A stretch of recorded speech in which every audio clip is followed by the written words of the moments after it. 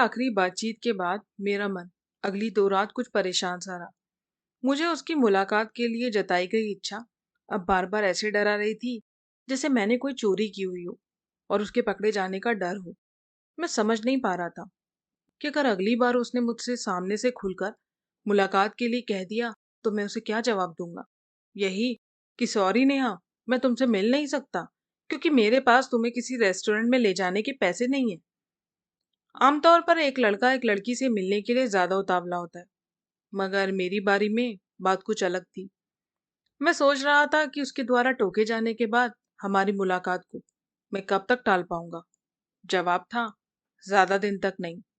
इसलिए मैंने तय किया कि कुछ भी करके मुझे 1-2 मुलाकात का खर्च तो जुटाना ही होगा। फिर उसके बाद मौका देखकर उसे अपनी मजबूरी समझा दूंगा। अगर उसके बावजूद भी वो आगे बात करने में रुचि रखेगी तो ये उसकी मर्जी होगी। दूसरी तरफ मैं ये भी जानता था कि पैसे जुटाने के लिए मुझे कोई खुलजा सिमसिम वाला राज पता नहीं लगने वाला था। मैंने तय किया कि मैं अपने मिलने वाले 50 रुपए के जेब खर्च से ही पैसे बचाऊंगा।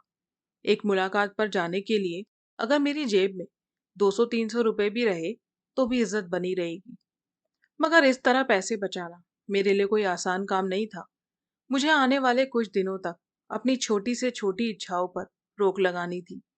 मैंने तय किया कि शाम को घर वापसी पर बस ना लेकर पैदल ही आया करूंगा। अगर कोई मुझसे पूछे कि मेरी कमजोरी क्या है तो मैं कहूंगा चाय। चाय मेरी वो कमजोर नब्ज है जिसके बिना मेरा शरीर और दिमाग काम करना बंद कर देते हैं। दरअसल रोज मेरे 10 रुपए तो बस के किराए में खर्च हो जाते थे। अब बचे 40 रुपए, जिनमें से कॉलेज में मिलने वाली 5 रुपए की चाय मैं दिन में 2-3 बार पी लिया करता था और कभी कभी 8 रुपए का समोसा या 12 रुपए की पैटीज लेकर खा लिया करता था। ऐसा नहीं था कि इन सब चीजों के पैसे हमेशा मैं ही दिया करता था। ज्यादातर धीरेन्द्र खुद आगे होकर पैसे दे दिया करता था। इसलिए जो पैसे इसके बावजूद भी बच जाते थे उनमें से मैं अपने मोबाइल के रिचार्ज करवा लिया करता था। मगर पहले ही इतनी तंग योजनाओं के बीच और पैसे बचाना मेरे लिए पहाड़ खोदने जैसा था। मगर मुझे ये करना ही था क्योंकि मेरे पास इसके अलावा और कोई रास्ता नहीं था। मैं चाहता तो बड़ी आसानी से धीरेन्द्र से पैसे मांग सकता था, मगर मेरे जमीर ने मुझे ऐसा ना करने की सलाह दी क्योंकि वो पहले ही मेरे लिए काफी कुछ करता रहता था। मैं अपने पलंग पर लेटा हुआ सोच रहा था कि मेरी ये बात अगर किसी संपन्न घर के लड़के को पता चलेगी तो वो यही कहेगा, इतने छोटे छोटे पैसे बचाने से क्या होगा। पर मेरी परेशानी मैं ही अच्छी तरह जान सकता था और ये भी समझ सकता था कि यही कुछ रुपयों की बचत को मैं कुछ सौ में बदल सकता हूँ, क्योंकि मैंने बचपन से अपनी माँ को ऐसा करते हुए देखा था। मैं इन्हीं ख्यालों में गुम होकर दीवार पर पड़ रही स्ट्रीट लाइट की पीली रोशनी को घूर रहा था। तभी मेरा फोन वाइब्रेट हुआ। मैंने चौंक कर फोन उठाया तो नेहा का मैसेज था। मैंने मैसेज खोलने से पहले फोन की स्क्रीन के कोने पर समय देखा तो 11:42 का समय था। आज पहली बार नेहा ने मुझे इतनी रात को मैसेज किया था। मैंने उतावले होकर मैसेज खोला। सो गए? नहीं। रात को मैसेज करके परेशान तो नहीं कर दिया हमने? अरे नहीं, ऐसी कोई बात नहीं, बोलो। कुछ नहीं, मन बहुत घबरा रहा था। सब ठीक तो है? हाँ, वैसा कुछ नहीं। शाम से सोच रहे हैं कि फोन करें या नहीं। अगर मन था तो कर लेती, इतना सोचना क्या। मन में कुछ अजीब सा ख्याल आ रहा था कि कहीं तुम ये ना समझो। क्या? कि हम चिपक रहे हैं तुम्हें। हाँ हाँ हाँ। आप कर ले फोन। नहीं, अभी नहीं। घर में सब सो रहे हैं। तो बालकनी में चले जाओ। नहीं, माँ तक आवाज चली जाएगी। यह भी एक और झूठ था, क्योंकि मेरे घर में बालकनी जैसी कोई चीज थी ही नहीं। अच्छा, कोई बात नहीं। उसने इसके अलावा और कुछ नहीं कहा, पर फिर मुझे उसके इस मैसेज में निराशा झलकी। मैसेज पर ही बात कर लो। नहीं, कोई बात नहीं। तुम सो जाओ, कल फोन करते हैं, जैसा तुम्हें ठीक लगे। उस वक्त मेरा मन भी उससे बात करने को मचल गया था, मगर मैं चाहकर भी ऐसा नहीं कर सकता था। सो मैं मन को मारकर फोन एक तरफ रखकर सो गया। सुबह कॉलेज जाते हुए जब मैं बस स्टैंड की तरफ बढ़ रहा था तो मेरे दिल में ख्याल आया कि क्यों ना इस समय फोन मिलाकर देखूं। इतनी सुबह वो अजय कहाँ से पहुंच गया होगा। और इसी ख्याल को दिमाग में रखकर मैंने फोन मिला दिया। अरे, इतनी सुबह? उसने हैरानी से कहा। मैं हल्की हंसी के साथ बोला, मैंने सोचा तुम्हें हैरान कर दूं। वो तो तुम सच में कर चुके। कॉलेज जा रहे हो? हाँ, और तुम? हम भी बस निकल रहे हैं। मगर सच बोले, आज बिल्कुल मूड नहीं है जाने का। अच्छा। मैं उसके बोलने के अंदाज से जान गया था कि अपनी इस बात का जवाब वो मुझसे कुछ इस तरह चाहती थी कि मैं उससे तुरंत मुलाकात को कह देता। पर मैं अनजान बनकर चुप रहा। जब उसे अपना मनचाहा जवाब नहीं मिला तो वो बोली, एक बात कहें तुमको? हाँ, कहो। हमें तुम कुछ अजीब लगते हो। मने ऐसा लगता है या तो तुम लड़कियों से घबराते हो या फिर हमसे नहीं मिलना चाहते। नहीं नहीं, ऐसा बिल्कुल भी नहीं है।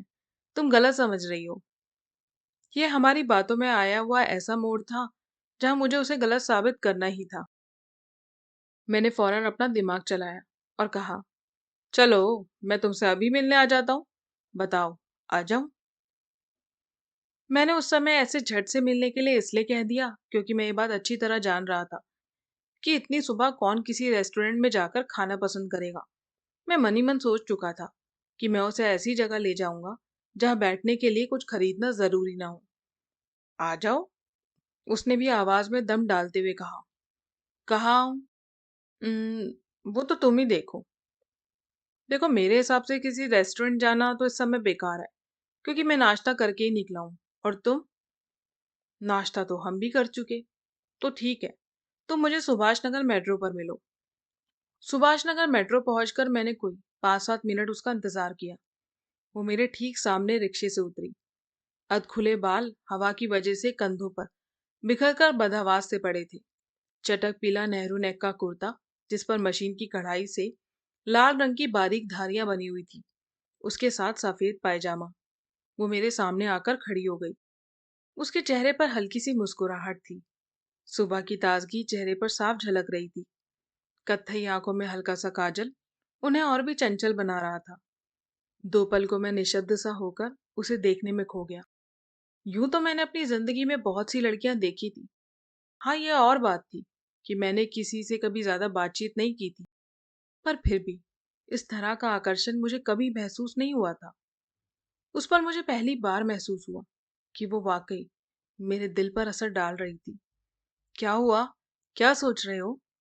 उसके इन शब्दों ने मेरे ख्यालों के समुद्र में गोता लगाते दिमाग को झटके से खींचकर बाहर निकाला। मैं हड़बड़ाकर बोला, "अम, कुछ नहीं। तो चलो ना, बताओ कहाँ चलना है?" हाँ, ये जो सामने मॉल है उसी में चलते हैं। इतना कहकर मैं मॉल की तरफ चलने लगा। सुबह की वजह से मेट्रो की तरफ जाने वाले लोगों की काफी भीड़ सड़क पर चल रही थी। कुछ कदम तक हम दोनों एक साथ चले। चलते समय बातें करने की कोई गुंजाइश नहीं थी क्योंकि ट्रैफिक का कानों को फाड़ने वाला शोर था। सो हम चुपचाप चलते रहे। मॉल पहुंचकर हम मुख्य बिल्डिंग के बाहर बनी जगह पर अपनी सहूलियत से जाकर बैठ गए। पहले कभी आई हो यहाँ? मैंने मार्बल के पत्थर लगे एक छोटे से चबूतरे पर बैठते हुए कहा। हाँ, एक या दो बार। उसी शौकीन के साथ। मैंने अपनी आवाज में जलन की तपिश को छुपाते हुए कहा। हाँ, एक बार अपनी एक और दोस्त के साथ भी आई थी। उसने बड़ी सहजता से जवाब दिया और अपने दाएं पांव की चप्पल उतारकर पैर फर्श पर टिका लिया। एक निजी सवाल पूछ सकते हैं? वह असमंजस भरे भावों के साथ हल्की मुस्कुराहट होठों पर रखकर बोली। हाँ, तुम्हें जो पूछना होता है बस तुम पूछ लिया करो। उसके लिए पहले से इजाजत लेने की जरूरत नहीं। मैंने उसे खुद के साथ और सहज करने की कोशिश में कहा। तुम्हारी कोई गर्लफ्रेंड है? उसने भावों को चढ़ाते हुए पूछा। हाँ, मैंने रहस्यमयी मुस्कान के साथ लंबी हामी भरी। अच्छा? उसकी आवाज में भरी निराशा साफ झलक पड़ी। कौन है? उसने दबी हुई आवाज में पूछा। तुम। मैंने अपने होठों की मुस्कुराहट को पूरी शिद्दत से दबाते हुए कहा। क्या? उसने माथे में बल डालकर गर्दन मेरी तरफ घुमाकर बड़ी हैरानी से आवाज थोड़ी ऊंची करते हुए कहा। उसकी इस प्रतिक्रिया को देखकर मैं जोर जोर से ठहाका मारकर हंसने लगा। आकाश! वो रूठे हुए बच्चे की तरह मुंह सिकोड़ कर बोली, अरे मैंने सही तो कहा, गर्लफ्रेंड। माने एक लड़की जो आपकी दोस्त हो। तो अब तक कोई लड़की जो मेरी दोस्त बन पाई है वो तुम ही तो हो। हुई ना तुम मेरी गर्लफ्रेंड। मैं इस बात को कहते समय भी खूब हंस रहा था। हमारा मतलब था प्यार मोहब्बत वाली। वो दांतों को झूठे गुस्से में भींचती हुई बोली, अच्छा वैसी। मैं अब भी उसे छेड़ रहा था और फिर होठ पिचकाकर पच भरी निराश आवाज में बोला, वो तो नहीं है। उसने मेरे इस जवाब पर कोई प्रतिक्रिया नहीं दी, तो मैंने आवाज गहरी करते हुए चेहरा उसके चेहरे के पास ले जाकर कहा, तुम बनोगी मेरी गर्लफ्रेंड। उसने झिझक भरी निगाहों से मेरी तरफ देखा और बोली, अच्छा मजाक है। मैंने उसकी उन आंखों को उस समय पूरे गौर के साथ देखा। उसकी आंखें और उसके होठ दोनों की जुबान बिल्कुल अलग थी। उसने फौरन हमारी बातों का रुख दूसरी ओर ले जाने की कोशिश की, जैसे मेरी इस बात का जवाब वो हाँ में दे नहीं सकती थी और ना करने का उसका मन नहीं था। तुम्हारा तो फाइनल ईयर है ना? उसने बात घुमाते हुए कहा। जी। वैसे रात को मन क्यों घबरा रहा था? मैंने चेहरे पर गंभीरता लाते हुए कहा। आकाश, हमको यहाँ रहना अच्छा नहीं लगता। मन करता है कहीं दूर भाग जाए, जहाँ हमें कोई खोज ना सके। नेहा, जब इंसान अपने अस्तित्व से भागने लगता है ना, तो उसकी इस दौड़ का कभी अंत नहीं होता। समझ रही हो? मतलब? तुम्हें पता है कि मैं क्या कहना चाहता हूँ। इसलिए भागो मत, बल्कि भगाओ उनको जो तुम्हें तकलीफ दे रहे हैं। मैंने उसमें हिम्मत फूंकने की पहली कोशिश में कहा। पर कैसे? तुमको मालूम है, अजय को बताए बिना हमने 2 बार रूम बदला है। पर पता नहीं उसको किस तरह हमारा नया पता मिल जाता है। और 2-3 बार नंबर भी बदल चुके हैं। पर पता नहीं कौन सा जासूस उसने हमारे पीछे लगा रखा है। ये कैसे हो सकता है? जरूर तुम्हारी कोई दोस्त उसकी मदद करती है। नहीं नहीं, हमारी ऐसी कोई दोस्त है ही नहीं जो अजय से बात करती हो। नेहा, अजय कोई भगवान नहीं है। तो कोई तो है जो तुम्हारी एक एक जानकारी उसको देता है। हम्म। वो होठ पिचकाकर चुप हो गई। वैसे ये सब तो और बात है। पहले मुझे उस बात का जवाब दो जो मैंने उस दिन तुमसे फोन पर पूछी थी।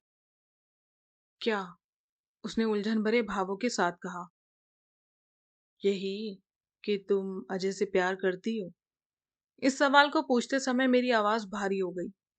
इसके बाद मेरा दिल जोर जोर से धड़कने लगा, जैसे मुझे डर था कि कहीं वो हाँ ना कर दे। इससे पहले कि मैं उसका जवाब सुन पाता, उसका फोन बजने लगा। उसने हड़बड़ाकर फोन बैग से निकाला।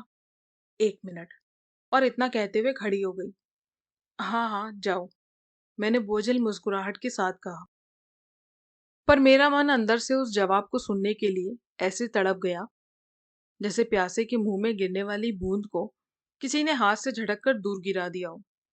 वो किसकी कॉल थी मुझे नहीं पता। बस मैं दूर से बड़े गौर से उसके चेहरे के बदलते भावों को देख रहा था, जिनसे मुझे समझ आ रहा था कि जरूर कोई परेशानी उसके अब तक खिलखिलाते चेहरे को घेर चुकी थी। अगले पल वो आई और अपना बैग उठाती हुई हड़बड़ाहट में बोली, आकाश, हमें जाना होगा। अरे, मगर यूं अचानक? मैं ये बोल ही रहा था कि वो जल्दी से बोली, सॉरी, किसी और दिन फुर्सत से मिलते हैं। इतना बोलकर वो बेबसी वाली मुस्कुराहट दिखाकर चली गई और मैं मन महसूस कर वहीं बैठा रह गया।